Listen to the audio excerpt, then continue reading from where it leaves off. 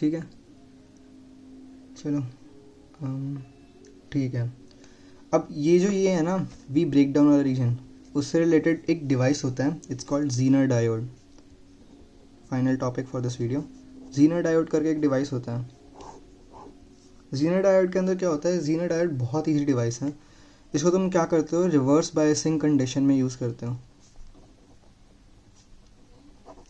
तो बेसिकली इस कॉन्फ़िगरेशन में यूज़ करते हो, ठीक है, इस वाले रीजन में यूज़ करते हो। और इसके अंदर होता क्या है, तुम बेसिकली इसके एक बार वापस आईवी कैरेक्टरिस्टिक्स देख लेते हैं। आईवी कैरेक्टरिस्टिक्स कुछ ऐसे होते हैं, एकदम सेम ग्राफ बनेगा ऑलमोस्ट।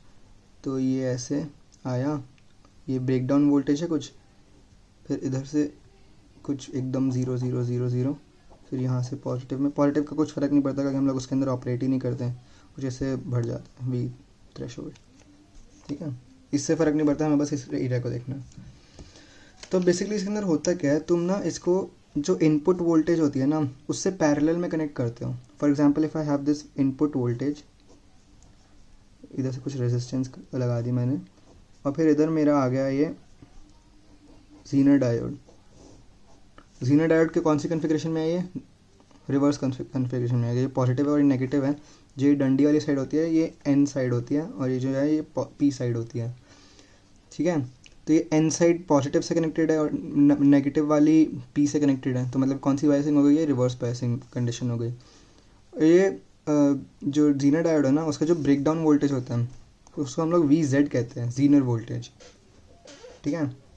और यहाँ पे कुछ तुम फाइनली आउटपुट ले रहे हो इस पॉइंट पे, वी आउट। यहाँ पे कुछ आउटपुट तुम्हें मेजर करना है, तुम्हारा इनपुट ये है कुछ वी, ठीक है, और तुम इससे मेजर कर रहे हो। अब जीनर डायोड के अंदर होता क्या है, अगर जो ये वी है, if V is greater than V Z, अगर जो ये वी है वो वी जेड से बड़ा है तो क्या होगा, ब्रेक डाउन वोल्टेज कंडीशन आ गई, राइट।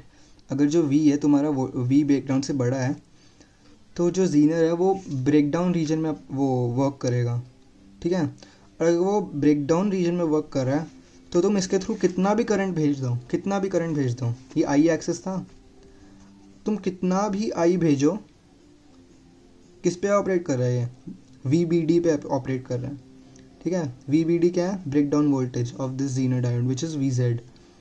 तो अगर तुम्हारा अप्लाइड वोल्टेज जो है, ये कुछ रेजिस्टेंस है, जो अप्लाइड वोल्टेज है that is greater than V Z, तो क्या होगा, zener voltage, zener acts in break down region. और ब्रेक डाउन रीजन में है तो क्या होगा, ब्रेक डाउन रीजन की वजह से क्या होगा, जो सारा करंट है ना वो इसी के थ्रू जा रहा है, करंट इसके थ्रू जा रहा है, तो वोल्टेज ड्रॉप कितना होगा, ये वी आउट के पास, वी आउट और ये पैरेलल में है। अगर ये दोनों पैरेलल में है तो जो वोल्टेज ड्रॉप इसके अक्रॉस होगा वही वोल्टेज ड्रॉप इसके अक्रॉस होगा, और इसके अक्रॉस क्या वोल्टेज ड्रॉप है, वी जेड। तो आउट के अक्रॉस क्या वोल्टेज ड्रॉप होगा, V Z, implies voltage drop across V out is equal to V Z, as simple as that.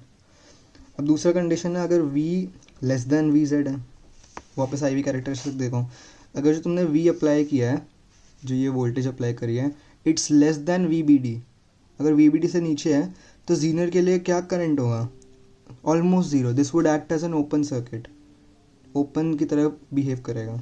तो आउटपुट क्या होगा, अरे भाई ओपन है तो इसके अंदर से कुछ जा ही नहीं रहा है, तो जो इनपुट होगा वही तो आउटपुट होगा, एज सिंपल एज दैट।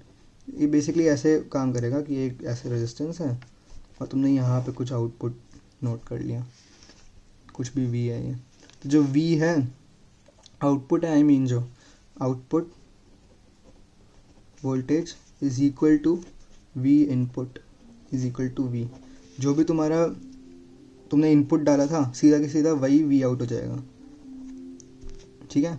अगर तुम जीनर लेते हो और तुम्हारा जो वोल्टेज अप्लाइड है that is greater then the Zener voltage, तो तुम्हारा output voltage would be Zener voltage.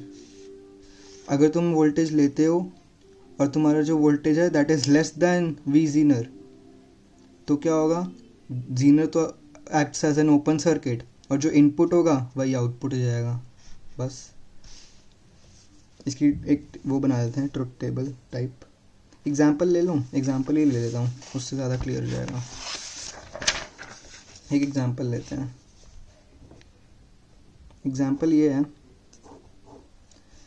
कि तुमने एक ये जीनर वोल्टेज एक इनपुट वोल्टेज ली, कुछ वेरिएबल वोल्टेज है, ठीक है, ये कुछ वेरिएबल वोल्टेज डिवाइस है जिससे तुम वोल्टेज वेरी कर सकते हो। एकदम सिंपल 2 सेकंड का एग्जांपल ले रहा हूँ मैं।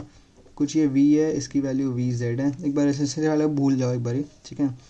तो मैं क्या कह रहा हूँ, मैंने V ले लिया और VZ ले लिया। VZ को मैं मान रहा हूँ कि जो ब्रेकडाउन वोल्टेज है ना जीनर का, दैट इज़ 6 वोल्ट्स है।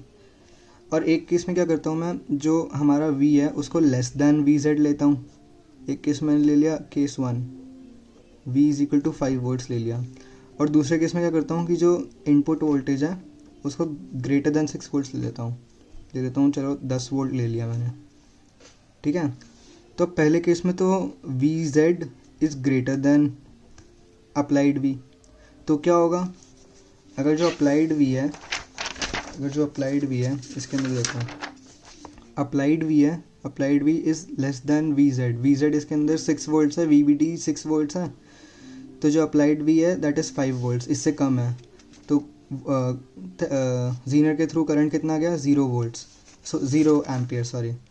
अगर VZ would act as an open circuit, 0 ampere जा रहा है इसके अंदर से, तो आउटपुट क्या होगा, output would be equal to input.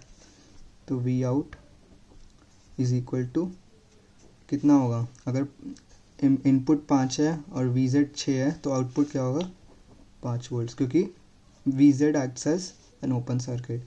दूसरे केस में V इन 10 वोल्ट है और VZ 6 वोल्ट है, तो ब्रेकडाउन रीजन में घुस गया VZ। अगर VZ ब्रेकडाउन रीजन में घुस गया तो क्या होगा, VZ ब्रेकडाउन रीजन में होगा तो तुम उसके अंदर से कितना करंट भी डाल दो, कितना भी करंट गुजार लो उसके अंदर से, it would act at VZ voltage, जो इसकी वोल्टेज होगी, जो वोल्टेज अक्रॉस दिस डिवाइस होगी, that would be equal to VZ। तो मतलब जो आउटपुट भी होगा, क्योंकि output is in parallel with this VZ, output की भी वोल्टेज क्या होगी, इक्वल टू VZ। तो फिर आउटपुट क्या हो जाएगा, इक्वल टू 6 वोल्ट्स, ठीक है। तुम्हारा इनपुट 10 वोल्ट था बट तुम्हारा आउटपुट क्या आ रहा है, 6 वोल्ट आ रहा है। बस यही है, खत्म टॉपिक। क्वेश्चंस कर लेना बस इसके।